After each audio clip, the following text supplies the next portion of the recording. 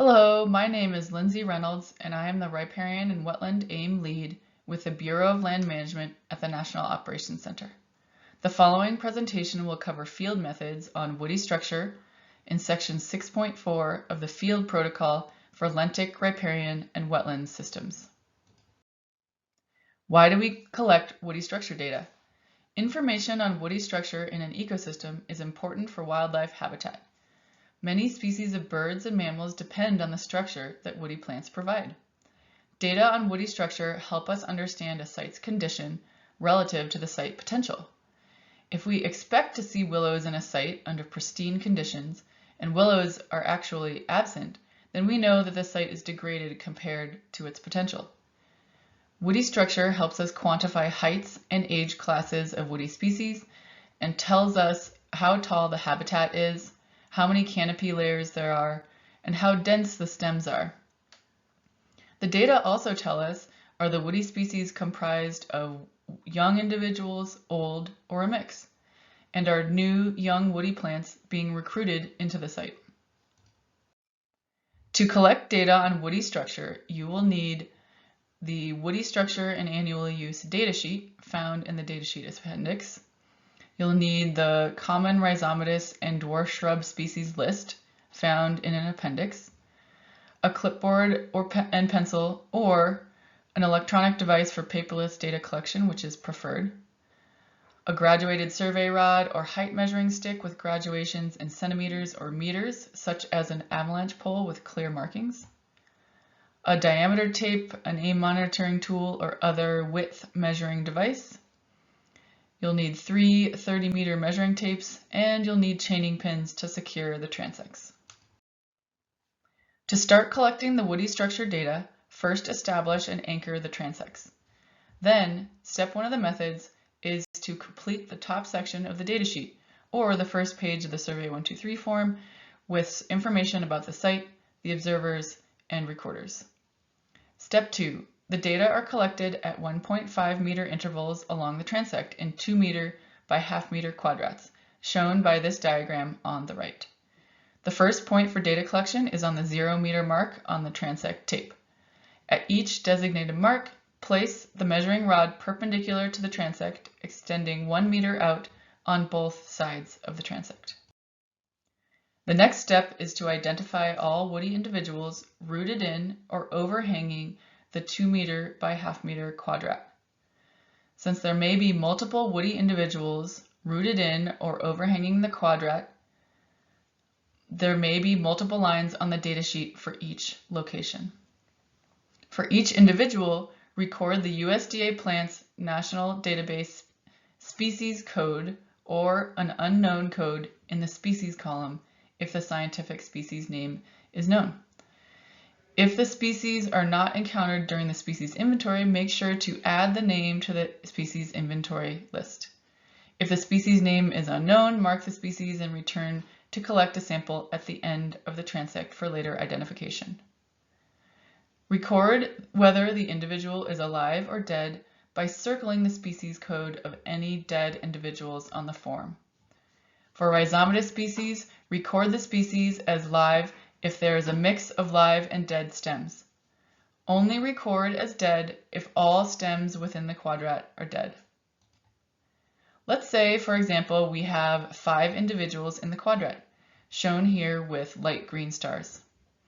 We would record the species for each of these individuals because they are all either rooted in or overhanging the quadrat. In this case, the Tamarisk ramosissima tara is dead, so we would circle the name on the datasheet.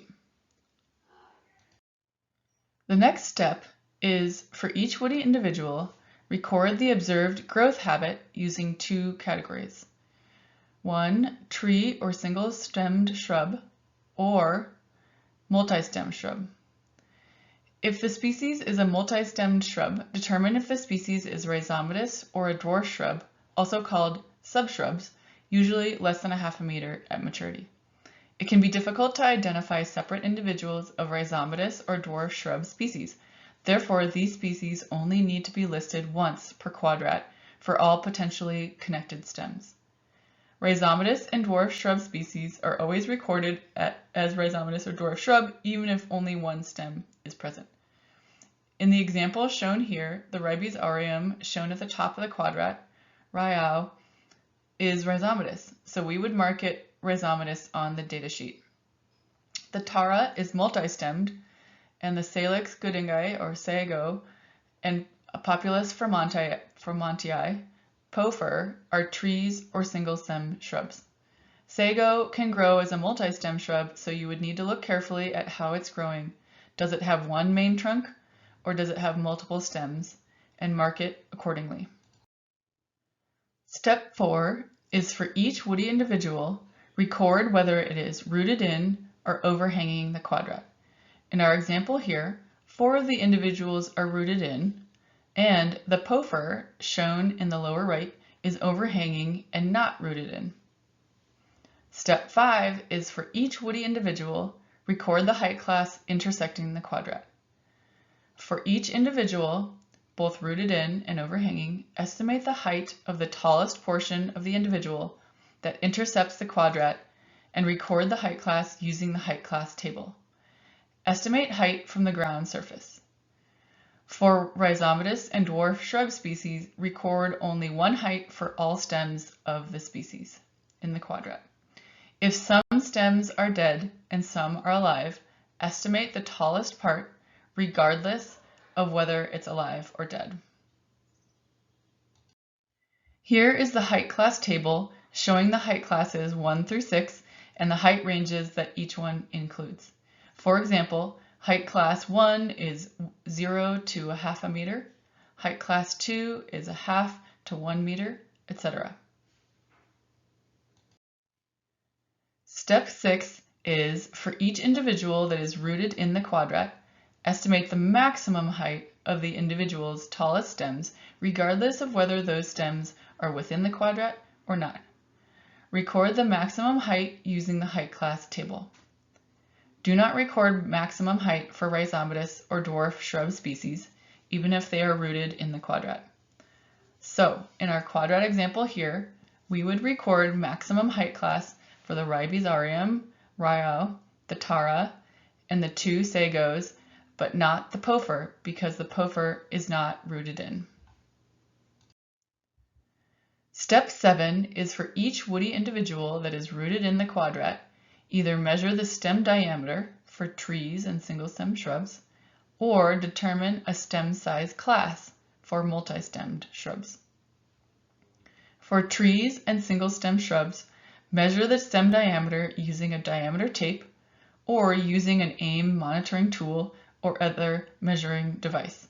For individuals taller than 2.8 meters, measure the diameter at breast height, DBH. DBH is measured at 1.37 meters. For shorter individuals, measure diameter at 50% of the height from the ground level.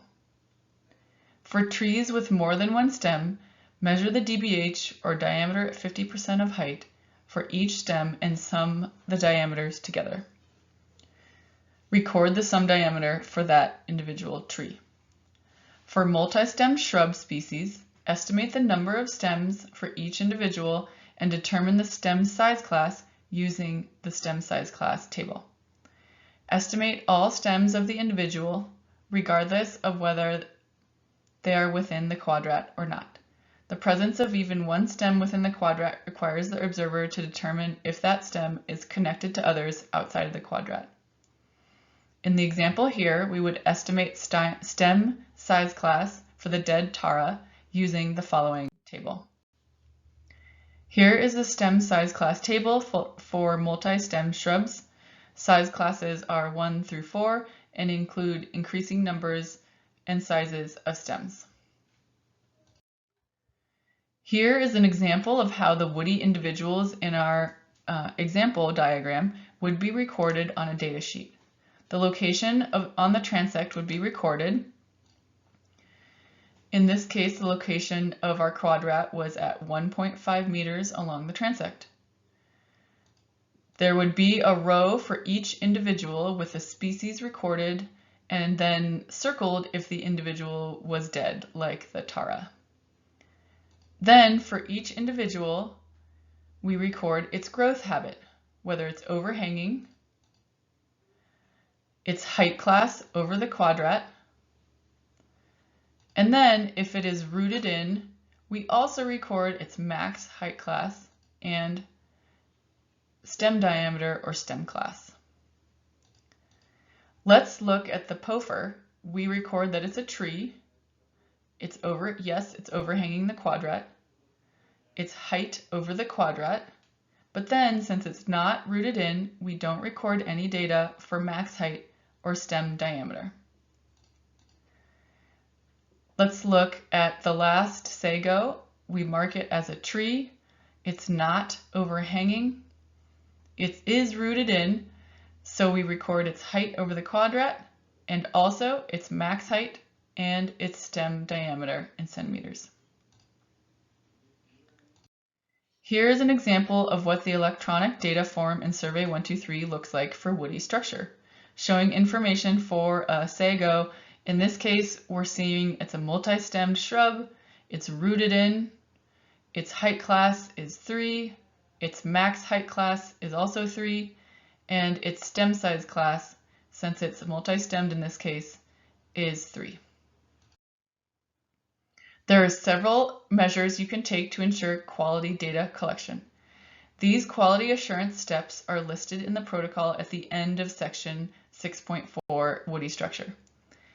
It's recommended to reference these steps during and after each sample event to make sure you get all the important components of the woody structure data and ensure quality data.